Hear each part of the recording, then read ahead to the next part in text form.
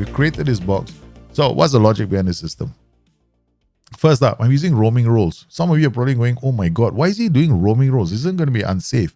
You know, this guy's going to go. The reason why I'm using a roaming role is because sometimes I want them to come through the middle. Sometimes I want them, because roaming roles sometimes actually sit a bit narrow when they attack. And sometimes they go a bit wide. So there's a bit more movement in this tactic. So these guys are going to roam. Then we've got double DMs, right? So we got DLP who holds his position. So this is a bit more like a security blanket. No, I didn't want to go a double Volante pair. It's too dangerous. And then we've got Volante who's already doing the danger. He's got all these PIs. Now these are crazy PIs. Dribble more. He's going to keep dribbling. So, of course, I have to pay attention because there are going to be some games he's going to run into traffic like a 4-3-3 with 2 DMs there. Right? He might have 2 DMs. He might have 3 midfielders. You think what? This one man can beat everybody? A bit of a hope, right? And should let's not forget further forward because I want his initial positioning to be higher, which is crazy as well. Because I'm playing our defense. So, guess what I'm getting these guys to do? Oh, I'm not getting them. They're playing ball, playing defenders. So far, I haven't asked them to dribble more. I might want to do that. Move into channels. Why? Because there's gaps between players, right? Vertical gaps and horizontal gaps. So I want him to get there. Close down more, tackle harder, mark tighter. Then we got DLP, tackle harder, mark tighter. Then we got this guy, mark tighter. This guy, mark tighter. Here the AP has been told to stay wide because I just need him to be out a bit more. This Volante is going to come up. I don't want him to be moving. It was either this or roam from position, which I can definitely do if I want to, right? I can actually add the roam from position so he moves left, he moves right. But I don't want that one at the moment because if I had stay wider like these guys running, I might do that.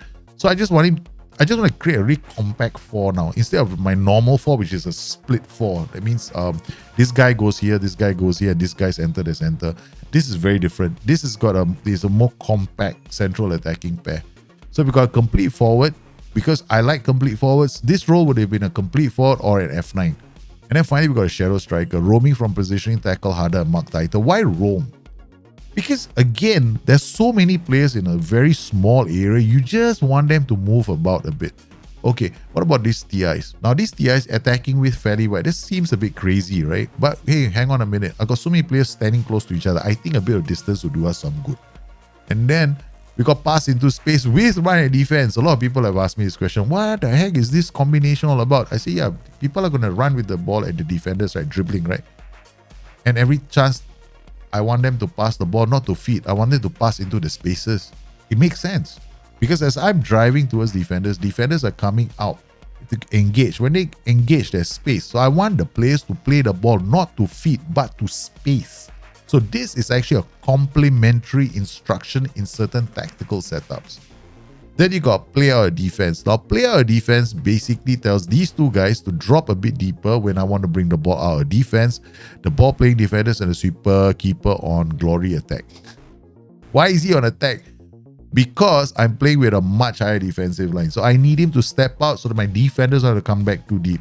Right? So that's the reason why I'm using sweeper keeper attack. Whenever I play with a much higher defensive line, I always use a sweeper keeper attack because I need him to come out of the area and help us with the ball redistribution.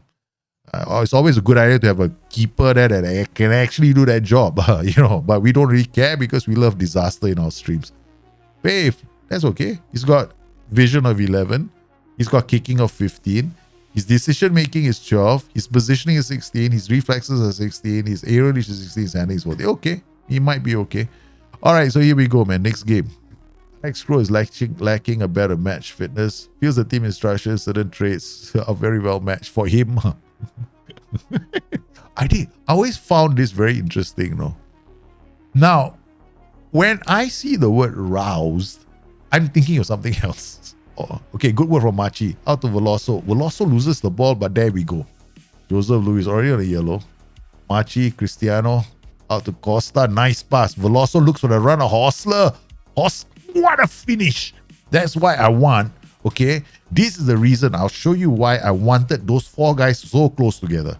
Okay, watch this transition, right? Okay. This is the reason why I want them so close together. Look at the positioning they take up. Where do they stand? The channel, right? Okay. If they're standing here, I have a big problem. Okay, because I will be drawing in 3 players onto 1 player, right? So this guy is standing here and here, and this guy is standing here and here. Because if I had like run wide with ball or stay wider, these guys might be here. I want them to be in the blind spot of the defenders. Okay, so they are all in the blind spot of the defenders. They're pretty tight on the defenders. So when you get the ball, right? Okay, they're all still closer together, right? Okay, so he plays this ball. So this guy is loose. The shadow striker is a bit more looser than the rest. Okay, this creates a problem right now because I've got 1, 2, 3 all ready to run. That's one of the reasons why I say pass into space and run a defense. Okay, so we got that part. Now we go pass into space. That's a pass into space, not pass to feet. Okay, got Joseph Luis out to Cristiano. Okay, get there. Put some pressure. Close down. Second ball. Nice. Get nice work from the... Who's this? Do you know who's coming back to get the ball? This is the advance forward. 16 aggression, 13 work rate. This is the reason why I want aggression in my players. Okay, so he's the... And plus on top of that, of course, you know, it helps that I'm doing a higher press and a much higher defensive line. But look at this, my trigger press. This has got okay. Him coming back to close down has absolutely nothing to do with this trigger press. Absolutely zero. Okay, that's got nothing to do with it. Some people might think, oh, it's because your trigger press is maximum. I want you to do all that. That has got nothing to do with it. Crow makes it 2. It's a second goal. And where did that come from? Our advance forward. Oh, you beautiful thing. It's a brilliant second goal. So this is important. They say this bunching up creates all kinds of problems for defenders, right?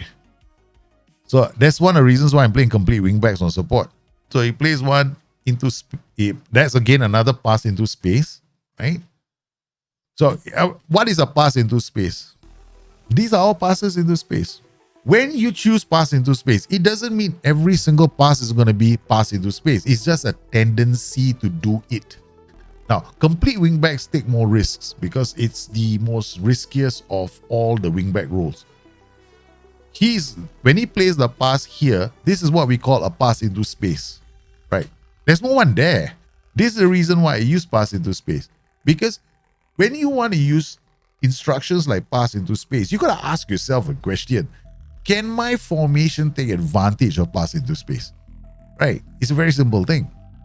Now, my formation 100% can take advantage of pass into space because we have acres of unused space. Making a tactic, you know, you're looking at your system and you're going, okay, fine, you know, I want to do this, I want to do that, I want to do this. Simple questions. Is there space for me to utilize pass into space? Have I got roles and duties attacking those spaces? Have I got players who can play those kind of passes? 100% use pass into space. But do you use it all the way? Then that becomes your question. That only you can answer. Because if your team keeps losing the ball during that pass into space and you keep giving the ball away, it means that you don't have enough players taking advantage of attacking into the spaces. So you maybe take off the instruction or adjust your tactic. Marchi comes back to defend. As a volante, that's the volante with the, you know, the super. I call that role the super volante, FYI. Look at that high aggression from my advanced forward. That is made by high aggression. This is it. He comes in, snapshot. Look at this. Boom. This is trigger press. Okay. Now, all right. Wait. At this point, aggression is kicking in, right? So he's gone, I'm hungry. Okay, he's hungry. He stops, right? This guy turns. The moment he turns, that's it. Game over. This is a trigger press in Football Manager. When an opposition player or any player turns his back and there's another player behind him, it's what we call a trigger press. So if your tactic has got a maximum setting or even like this, right? It doesn't matter, no? It will just trigger. It'll be an automatic call to press. But if that like for example, if it happens within his zone, right? Like for example, in this case, he's already very close, right? If my trigger press was any lower, he would have gone in as well because he's in the zone already. Because his aggression brought him close to him. Oh, get there. No, don't want to block your defenders. Oh, this has been absolutely one-sided. Okay, Ferreira's Eros companion. Crow now. Looks for the Shadow Striker. Shadow Striker gets in. Adds another one. It's 6. Pass into space again. The killer pass is pass into space. Right, here we go. Right, so here we go. That one, this pass to feet and this to pass into space. So the thing about pass into space is this. It doesn't mean that every single Tom, Dick and Harry on the pitch is going to do it. It's a function of your mentality. So now I'm playing pass into space as a default setting for this tactic. So what I did was I'm playing it on balance. So the players don't do pass into space willy-nilly. That's it. That's how I kept this tactic a bit more sane. So if I'm looking at this short map, right, because I want to evaluate your tactical system, it's important to go like, does my tactic create most of its chances with the hit? If it does, right, I'll throw the tactic out. But this did quite well. 17 attempts, 13 with the feet and 3 with the hit. But you gotta have a benchmark for yourself, right? So here we go. Now we're gonna look at attacking. Okay, so let's look at the passing. Okay, so these are all progressive passes. Now I'm looking at my 4 guys in attack, right? So I got Hostler, Crow, right? So this is Crow. Crow was playing as the AP. The AP at 8 progressive passes. Now that's a lot, huh? That's a heck of a lot for an AMC, you know. The playmaker at 0.4 expected assists, which means that he created some very good chances, right? You get 1 assist. The complete forward created 0.5 assists as well, right? And also on top of that, got into very good goal scoring positions. His XG is 1.4. He scored 2 goals, which means he's outperformed his XG. This is excellent performances from that one game. Here, this guy's XG is 0.6, but he scored 2 goals. Means this guy is pure brute brilliance. He's like absolutely brilliant, right? So he scored difficult chances. So I know what my goal was for this tactical system. Whenever I make a box tactic, right, this is the creator, scorer. That's how I set it up. So when you go and create any kind of a tactic, all you got to do is just think about these instructions, right? Look at your players. Ask yourself if you got the kind of players that want to play your tactical system. That's it. So if you are the sort of person that wants you want to play again pressing, you want to play front foot football, you want to be in the opponent's face, then you definitely need aggression, work rate, and bravery. So ask yourself the other question, who do you want to see coming back to help you defend? Okay, all those players need aggression, work rate, and bravery, and stamina, I guess. I mean, aggression, stamina, and work rate. Sorry, my bad. Aggression, stamina, and work rate. Bravery, if you have aggression, sometimes you see players coming in to tackle as well because they've got high aggression. So focus on those players, focus on the attributes that you need for your tactical system, and choose the team instructions that you understand. Don't overcomplicate things too much. Simply understanding the key team instructions are going to be enough for you to craft any kind of tactic that you want to play. I hope you enjoyed today's show and you found it useful.